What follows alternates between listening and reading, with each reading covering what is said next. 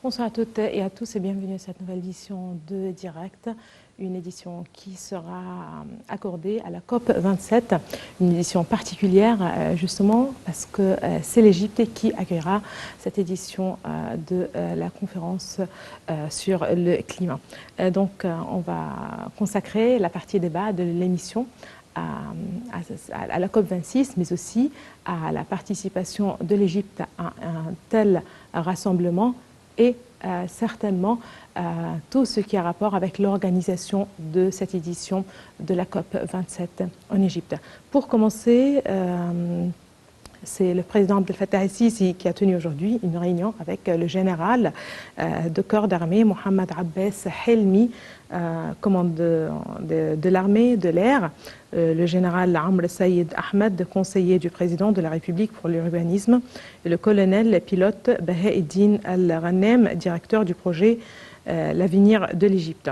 La réunion a porté sur le suivi des derniers développements du projet national L'avenir de l'Égypte pour la production agricole dans le cadre du géant projet Nouveau Delta pour reconquérir une superficie totale de 2,2 millions de fédans.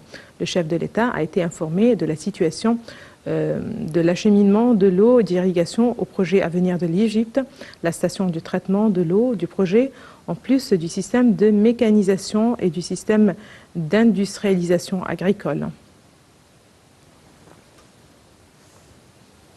Le Premier ministre Moustapha Madbouli a présidé aujourd'hui la réunion hebdomadaire du cabinet ministériel. Au début de la réunion, le chef du gouvernement a évoqué la visite importante du président el-Sisi dans la capitale française pour participer à la conférence internationale de Paris sur la Libye. Le chef du gouvernement a rendu hommage au message important adressé par le président el-Sisi lors de son discours à la conférence, notamment le soutien de l'Égypte au peuple et institutions libyennes. Dr Madbouli a également évoqué la participation du président el-Sisi à la célébration du 75e anniversaire de la fondation de l'UNESCO. Au cours de la réunion, le Premier ministre a suivi les derniers développements concernant les récentes inondations dans le gouvernorat d'Assouan. Il a souligné que l'État n'autorisera plus la construction sur des territoires dits dangereux pour l'habitat. Le Premier ministre a par ailleurs mis l'accent sur la nécessité d'appliquer la décision du Haut Comité chargé de la gestion de la crise du coronavirus concernant l'interdiction de l'entrée des employés à toutes les institutions gouvernementales sans un pass sanitaire qui prouve la vaccination ou sans présenter le test PCR négatif chaque semaine.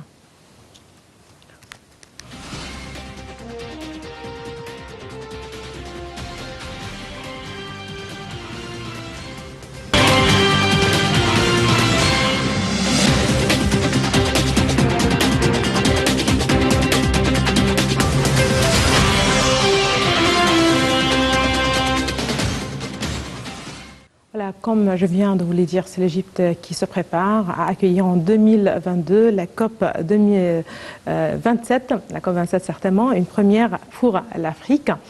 Justement, pour rappel, c'est le président Abdel Fattah el-Sisi qui a déclaré dans son discours devant la séance inaugurale de l'Assemblée générale des Nations unies que l'Égypte accueillera en 2022 la 27e conférence des parties signataires de la Convention cadre des Nations unies sur les changements climatiques COP 27. Les détails tout de suite avec notre collègue Sarah Al-Maghrabi.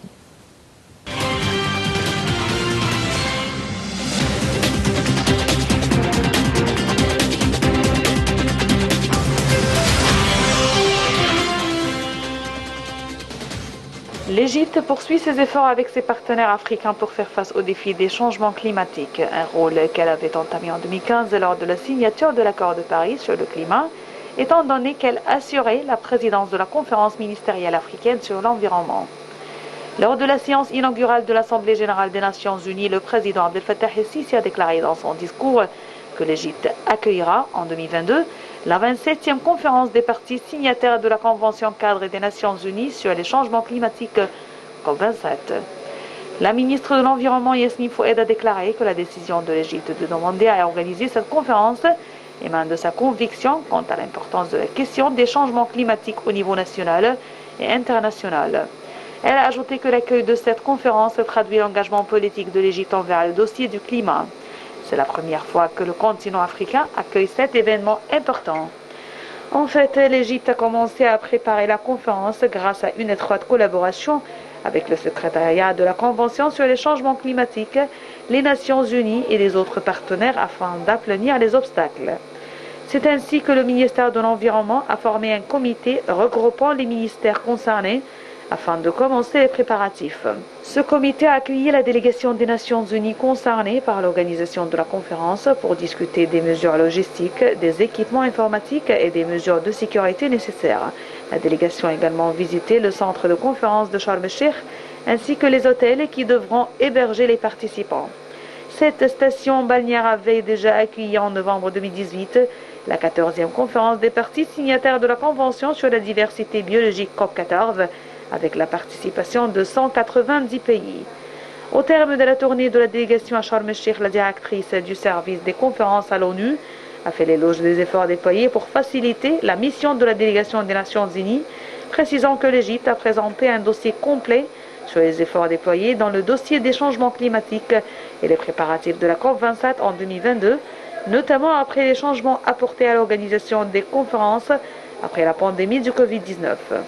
Par ailleurs, la coordinatrice résidente du programme de développement des Nations Unies en Égypte a annoncé sa participation à la préparation de cet événement important en coopérant avec l'État égyptien pour présenter le soutien nécessaire